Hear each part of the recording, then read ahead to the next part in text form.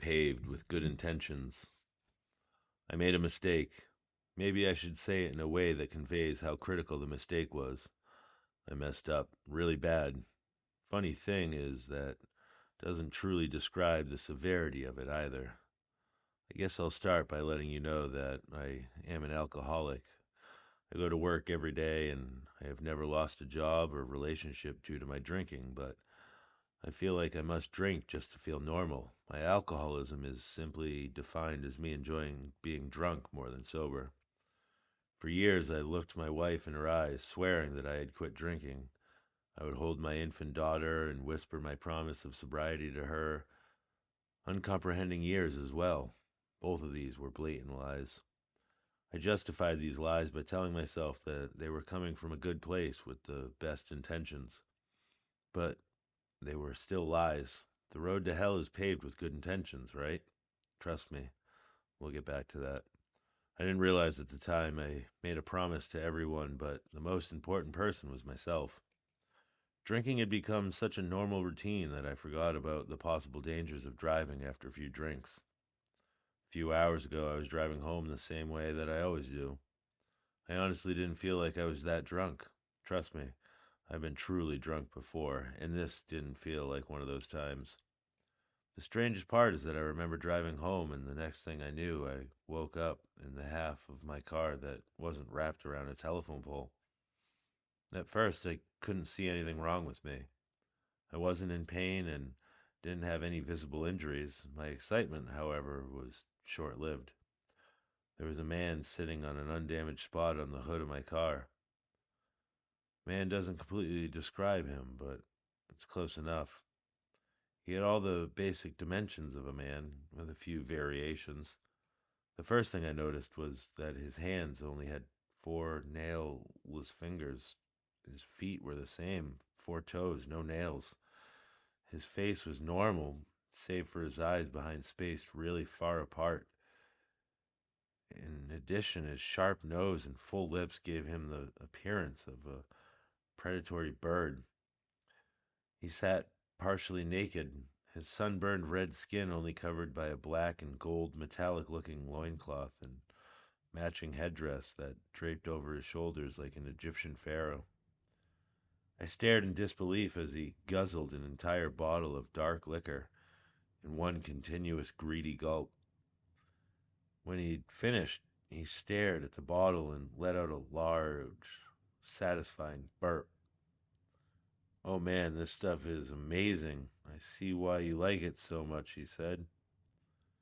"What's going on?" I asked stupidly as I stepped out of my undamaged car. Some part of my mind already knew, but I was hoping that I was wrong. Still, lazily sitting on the car hood, the strange man said, "The simplest way to put it is, you're dead, and I'm here to get you all settled into your new place of residence." "Dead?" I asked, trying to get my mind wrapped around the idea more than expecting an answer. "But I'm not hurt. Look at me." He smiled and nodded toward the car. When I turned to look inside of the front seat, I saw my bloody body slumped forward on the steering wheel. There really isn't an adequate way to describe how I felt. Confused, relieved, anxious, but not scared yet. "So, are you an angel?" Laughter erupted from him as he rolled onto his back. "Do I look like an angel to you?" I shook my head. "No. Why not? Is it because I don't have wings and a golden halo?" Not waiting for me to respond, he went on. "There is so much you don't know. I bet you think heaven is all clouds and hell is fire. That's what we're told. How am I supposed to know about that sort of thing?" The fear was slowly beginning to seep into my mind. "Don't get me wrong, there's plenty of pain and pleasure in both heaven and hell, but it's not fire and pitchforks that you gotta worry about with me." The look on my face must have shown him how scared I was becoming. Jumping off the car, he approached me. With one finger, he tapped the side of his head. "Hell is all in here. It's the one place you can't escape, and the number of different tortures are infinite. Don't worry, we got plenty of time for you to see what I mean." Something about the statement pushed my terror over the edge. I begged him for mercy. Please, is there anything you can do to help me? Thinking it over, the demon rubbed his chin. I technically could help you, but why would I? I sank deeper in desperation. Please, I'll do anything, whatever you want. I just want a second chance. He looked down at me, and after a long pause, he laughed. No, I think I'll just do what I was ordered to do. In a pathetic gesture, I fell to my knees and kissed his large four-toed feet. It seemed to have no effect on him. I then tried to play on his emotions, hoping that there was a drop of sympathy inside him. I'm sure you get a lot of people asking for second chances, but I have a daughter. She's only a baby, and she needs her father. He listened silently as if he was waiting for me to get to the point. I continued, I have a wife, family, friends. I don't know if you have feelings or if you can even understand human emotion, but if you could, you would help me. I really didn't have a point other than I wanted to not be dead and definitely didn't want to go to hell. He considered my statement. I know how you feel, and I understand exactly what you want. I was human once. Hope surged through me. I knew that if I could tap into his past humanity, then I could be saved. Sadly, there was no humanity in him. I wasn't born a human or anything, but sometimes we get to take what you would consider a vacation, he said with delight in his eyes. I got to be a human for a day. His name was Frank, or Fred, I forget, but he had a pretty good life by your standards. Nice car, house, lots of money, and a very attractive wife. I didn't much care for the money or car. When I entered his house, his wife was so happy to see me, her excitement aroused both me and her husband's body. We had sex, but it was all so tame, I started beating her, and that got me really going. I wanted to have more sex, but your human dicks go through a period of uselessness right after pleasure reaches a peak. Didn't matter. I beat her some more until his body was aroused. Then I had sex with her again.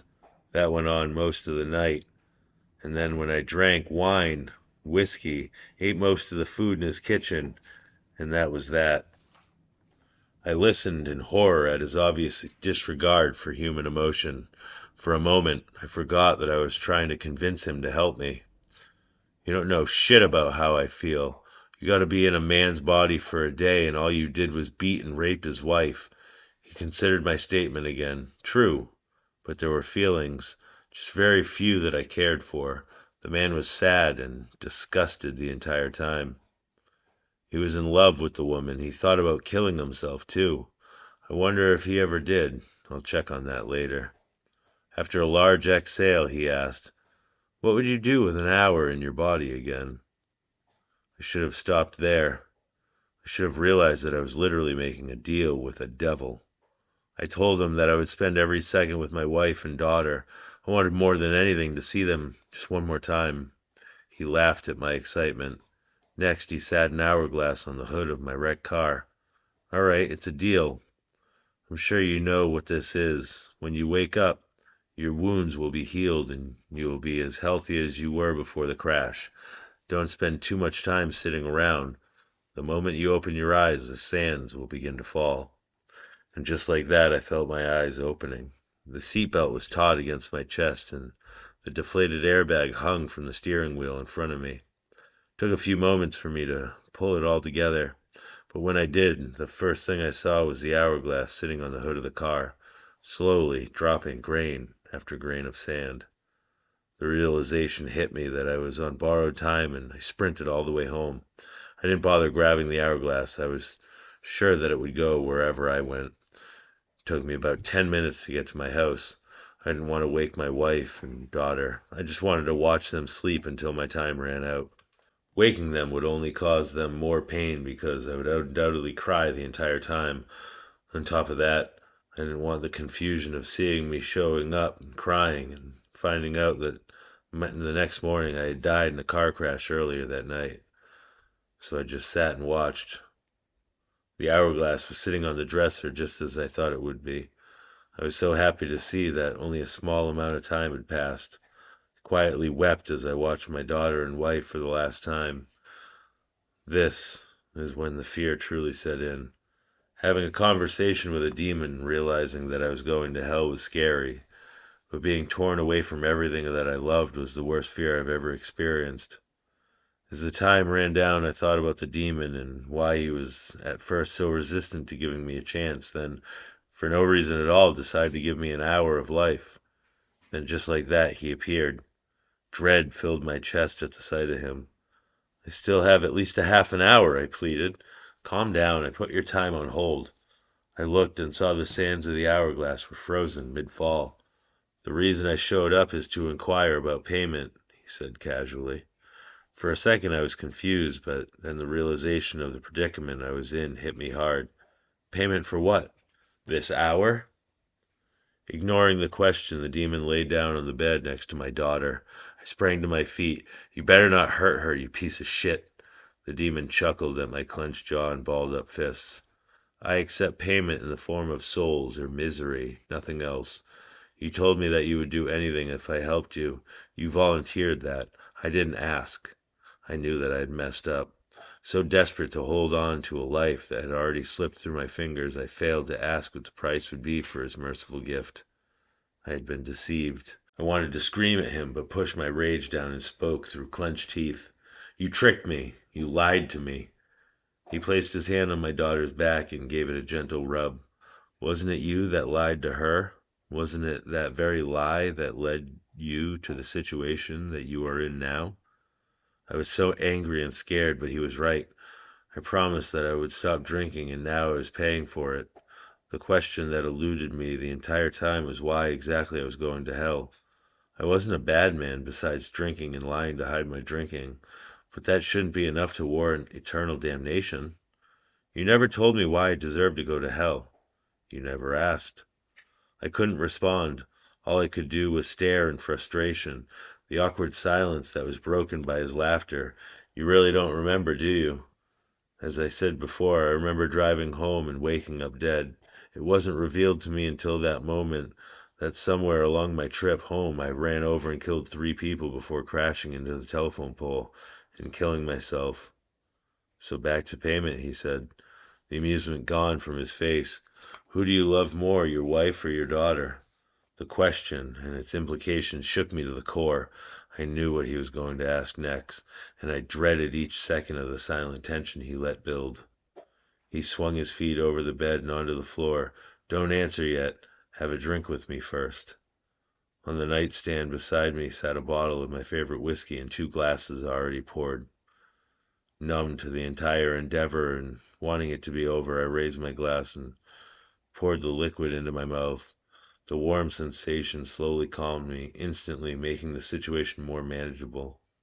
We drank 2 more before he spoke again, his tone suddenly consoling. Usually I don't let people choose, but I'll give that to you free of charge. What do you want me to do? I asked in a shaky voice. All you have to do is tell me which one, he smiled, as he placed his hand on my shoulder. Will it hurt? I asked, understanding that I was in a no-win situation. Not a bit, he whispered. All I'll do is place my hand on one of them, they will take one last deep breath, and then they will be gone. I'll be right there to catch the soul before it floats away. What if I can't choose? I asked, hoping for some loophole in his proposition. Just as I'm trying to be nice to you, you would still think about denying me what's mine? He whispered in the same soothing voice. If you don't choose one, then I'll take both. I cried as I poured myself another drink.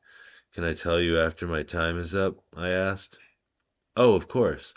Enjoy your remaining time, and we'll handle business when I return. And just like that, he was gone again. Only the hourglass and the alcohol remained. It's pure hell having to decide between your wife and your daughter dying. I love them both so much, and there's no easy choice. You might say that picking my daughter to live and avoid going to hell with me is a no-brainer, but saying the words that condemn my wife is something I don't think I can do. I knew what he wanted me to do. He wanted my decision to haunt me. I messed up so badly every step of the way, but I wouldn't let the ones I love suffer from my mistakes. I couldn't let them win. I only had one option. I had to kill them both before he returned. He said that he had to catch the soul before it floated away, so if they were dead when he returned, the only soul in the room would be mine. So here I am pouring another drink and staring at the hourglass. The last grain of sand fell long ago, and the demon didn't return as he promised. I wonder what he's waiting for. Maybe he's pissed that I'm outsmarted him. Maybe he thought he would corner me into choosing between sending my wife or daughter to hell. All he gets to have is me. The alcohol didn't make my decision any easier, and it hasn't helped numb the aftermath of what I did. I don't know what I should do now. It feels like I've been sitting here for days just drinking and crying. Maybe I'll clean up all of this blood, have another drink, and wait for the demon to return.